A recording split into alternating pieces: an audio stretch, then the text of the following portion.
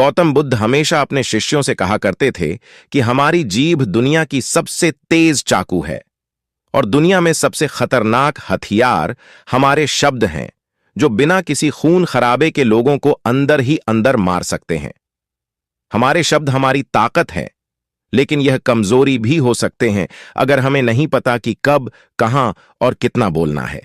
यदि हम सही समय पर सही इरादे से सही शब्दों का प्रयोग करते हैं तो यह हमें एक सफल व्यक्ति बनाता है, लेकिन अगर हम सही समय पर सही इरादे से सही शब्दों का प्रयोग नहीं करते हैं तो यह हमारे जीवन को नर्क से भी बदतर बना सकता है। तो आज मैं आपको मौन पर एक कहानी सुनाऊंगा और यह कहानी आपकी जिंदगी बदलने वाली है। यह आपको मौन की शक्ति का एहसास कराने जा रही है। जापान में एक बहुत प्रसिद्ध बौद्ध भिक्षु थे जिनका नाम दीझाई था। वह दुनिया के शोरगुल से दूर जंगल में अकेले रहते थे और बहुत ध्यानमग्न व्यक्ति थे, इसीलिए वे पूरे जापान में बहुत प्रसिद्ध थे। एक दिन उनके पास एक राजकुमार आया। राजकुमार ने कहा, प्रिय साधु, मैं हमेशा थका हुआ, निराश और परेशान महसूस करता हूं। मेरा मन बहुत बेचैन रहता है।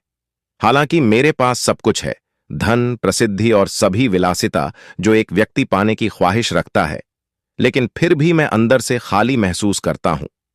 साधु ने कहा, ऊपर से आपको इसका उत्तर पता है, लेकिन आपने कभी इसकी खोज नहीं की। मैं एक प्रयोग करना चाहता हूं। क्या आप वह प्रयोग करना चाहेंगे?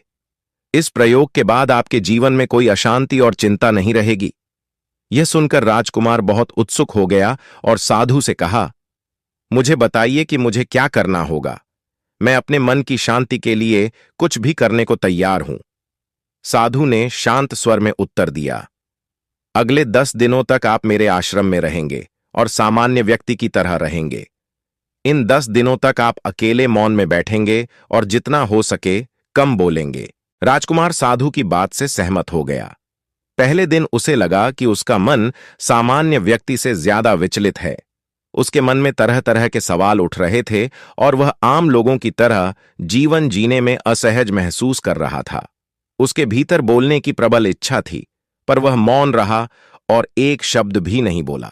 जैसे जैसे रात होती गई, उसे एक बड़ी शांति का अनुभव हुआ। उसके लिए यह बड़ा अजीब था। वह अंदर ही अंदर खुश हो रहा था और अपने आप से पूछ रहा था कि बेचैनी कम क्यों हो रही है। अगले दिन राजकुमार एकांत में बैठा प्रकृति को, फूलों को, पौधों को और आकाश में उड़ते पक्षियों को देख रहा था। अपने जीवन में पहली बार वह देख रहा था कि उसके चारों ओर कितनी सुंदर प्रकृति है। इस तरह एक हफ्ता बीत गया और उसके मन की सारी बेचैनी, सारी उथल पुथल, सब कुछ गायब हो गया। 8वें दिन की सुबह राजकुमार की आंखें अपने आप बंद होने लगीं और वह गहरे ध्यान में डूब गया। उसने आंखें बंद कीं, गहरे ध्यान में चला गया। कोई चिंता नहीं थी, मन में अशांति नहीं थी। राजकुमार को भीतर ही भीतर गहन शांति का अनुभव होने लगा। बाकी के 2 दिन गहरे ध्यान में बिताने के बाद राजकुमार साधु के सामने प्रस्तुत हुआ। राजकुमार ने साधु से कहा, प्रिय साधु, मुझे उत्तर मिला कि मेरा मन इतना अशांत क्यों है। मैं जरूरत से ज्यादा बातें करता था और दिन भर लोगों पर ऊर्जा बर्बाद करता था और उनके बारे में नकारात्मक ही सोचता था। इस प्रकार मेरा समय नष्ट हो रहा था और अधिक बातें करने और सोचने से मेरा मन अशांत हो गया था। इस वजह से मैं कोई भी काम अच्छे से नहीं कर पाता था और निरंतर असफलता ने मुझे और अधिक उदास और चिड़चिड़ा बना दिया था। लेकिन ये 10 दिन बिल्कुल अलग थे। अब ऐसा लग रहा है कि मैं अपनी जिंदगी को पूरी तरह से जी रहा हूं। मैंने यह भी सीखा कि हमें ध्यान करने की आवश्यकता नहीं है। ध्यान अपने आप हो जाता है जब हम स्थिर और मौन होते हैं। ध्यान में मैंने सीखा कि किसी के जीवन में सबसे महत्वपूर्ण घटना स्वयं को जानना है। साधु ने कहा, आप ही नहीं, दुनिया में ज्यादातर लोग जरूरत से ज्यादा बोलते हैं। आज भी ज्यादातर लोग एक दूसरे को नीचा दिखाने के लिए ही बोलते हैं और अपना जीवन बर्बाद करते हैं। साधु ने राजकुमार को मौन रहने का महत्व समझाया और कहा, एक बार शिष्य गौतम बुद्ध से पूछते हैं कि प्रिय बुद्ध, आप अधिकांश समय मौन क्यों रहते हैं? बुद्ध ने मौन रहकर कहा, मैं गहराई में मौन रहता हूं। मौन स्वयं को जानने की पहली सीढ़ी है। यदि आप मौन नहीं हैं तो स्वयं को जानना असंभव है। स्वयं को जानने की पहली सीढ़ी मौन है। जितना जरूरी हो उतना ही बोलें। यदि आप मौन रहना सीख जाएं, तो दुनिया में बहुत सारी मुसीबतें कम हो जाएंगी। जब तुम हिमालय के शिखर पर पहुंच जाओगे, तो तुम भीड़ में भी अकेले रहना सीख जाओगे। एकांत में मनुष्य स्वर्ग को पा सकता है। दूसरों की उपस्थिति बेचैनी पैदा करती है। पहले अपने साथ मौन धारण करो, फिर अपनी ऊर्जा को मोड़ में आने दो, मन को घर आने दो। जब आप दूसरों की उपस्थिति से उठते हैं और परेशान हो जाते हैं, तो उचित है कि आप अपनी आंखें बंद कर लें और अपने आप में खो जाएं। वहीं तुम्हारा जीवन का स्रोत है। जब तुम मौन होते हो, तब तुम्हारी वाणी में सुगंध होती है, फिर तुम्हारी वाणी में विशालता होती है।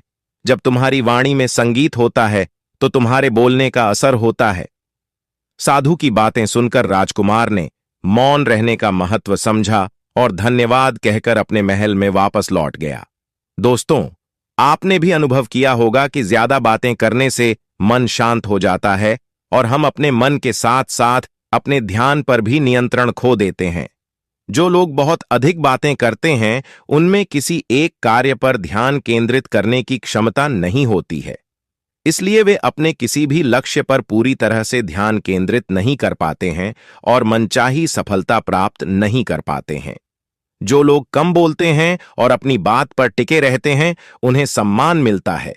लोग उनकी बात सुनते हैं और विश्वास करते हैं। हमारे भारतीय उपनिषदों में कहा गया है कि हमारे वचन ही वास्तविक धर्म हो सकते हैं। मौन से धैर्य आता है, धैर्य से ध्यान आता है और ध्यान से व्यक्ति अपने जीवन के प्रति जागरूक हो जाता है। इसलिए अगर हम ज्यादा बात करते हैं, तो हम उस चुप्पी को खो देते हैं जो मन की शांति का पहला स्थान है। आज से हम भी मौन का अभ्यास करें। कम से कम शब्दों में अपनी बात समाप्त करने का प्रयास करें और प्रतिदिन कम से कम 30 मिनट एकांत में शांत बैठने का प्रयास करें। मुझे पूरा विश्वास है कि इससे हमारे जीवन में सकारात्मक बदलाव अवश्य आएगा। दोस्तों, आज की यह कहानी आपको कैसी लगी और इस कहानी से आपको क्या सीखने को मिला? कृपया हमें कमेंट करके बताएं। साथ ही अगर आपको यह कहानी पसंद आई और ये आपके लिए उपयोगी लगी हो, तो इस वीडियो को लाइक और हमारे YouTube चैनल को सब्सक्राइब करें और इस कहानी को अपने दोस्तों के साथ जरूर शेयर करें। अपना कीमती समय इस वीडियो को देने के लिए धन्यवाद।